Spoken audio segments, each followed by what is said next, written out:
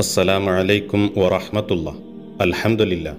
അല്ലാഹുമ്മ സ്വല്ലി അലാ സയ്യിദിനാ മുഹമ്മദിൻ വഅലാ ആലി സയ്യിദിനാ മുഹമ്മദ്.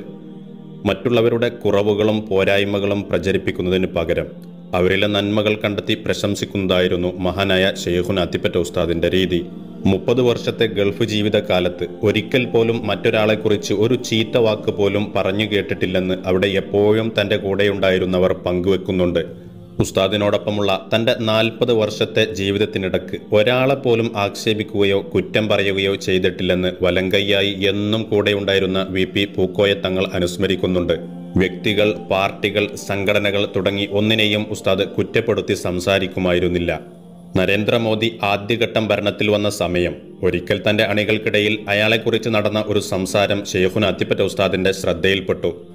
വ്യക്തി സ്വഭാവത്തെക്കുറിച്ചും ഭരണപരമായ അദ്ദേഹത്തിന്റെ ദൂഷ്യങ്ങളെക്കുറിച്ചുമാണ് പലരും സംസാരിച്ചിരുന്നത്. ഉടനെ അത് വിലക്കിക്കൊണ്ട് ശൈഖുനാ അത്തിപ്പറ്റ ഉസ്താദ് പറഞ്ഞു, എന്താണെങ്കിലും ശരി, തന്റെ മാതാവിന്റെ കാൽക്കൽ ശിരസ് നമിച്ചുകൊണ്ടാണ് അയാൾ ഭരണത്തിലേറിയത്.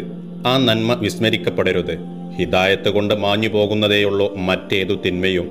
ശൈഖുനാ അത്തിപ്പറ്റ ഉസ്താദിന്റെ മനസ്സിന്റെ ആഴവും പരപ്പും മനസ്സിലാക്കാൻ ഈ സംഭവം തന്നെ മതിയാകും. ശത്രുവിനെ പോലും അയാൾ എത്ര തരം താഴ്ന്നവനാണെങ്കിലും ശരി, കുറ്റം പറയുകയോ ഇകഴ്ത്തി സംസാരിക്കുകയോ ചെയ്യരുതെന്നായിരുന്നു ശൈഖുനാ അത്തിപ്പറ്റ ഉസ്താദിന്റെ രീതി. സൂഫി പ്രമുഖനായ അബൂ യസീദുൽ ബിസ്താമി തന്റെ അനുയായികളോടൊപ്പം ഒരു യാത്ര പോയ കഥ ശൈഖുനാ അത്തിപ്പറ്റ ഉസ്താദ് ഇടയ്ക്കിടെ അനുസ്മരിക്കാറുണ്ട്. കുറെ നടന്നപ്പോൾ അവർ ഒരു ചത്ത കഴുതയുടെ ശവം കണ്ടുമുട്ടി. അതിൽ നിന്നും ദുർഗന്ധം വരുന്നുണ്ടായിരുന്നു. എല്ലാവരും മൂക്ക് പൊത്തി മുഖം തിരിച്ചു നടന്നു. അടുത്തെത്തിയപ്പോൾ ബിസ്താമി റളിയല്ലാഹു അൻഹു അതിനെ നോക്കിക്കൊണ്ട് പറഞ്ഞു, എത്ര മനോഹരമാണ് അതിൻ്റെ പല്ലുകൾ, എന്തൊരു തിളക്കമാണതിന്, എത്ര സുന്ദരമായാണ് അള്ളാഹു അത് സൃഷ്ടിച്ചിരിക്കുന്നത്.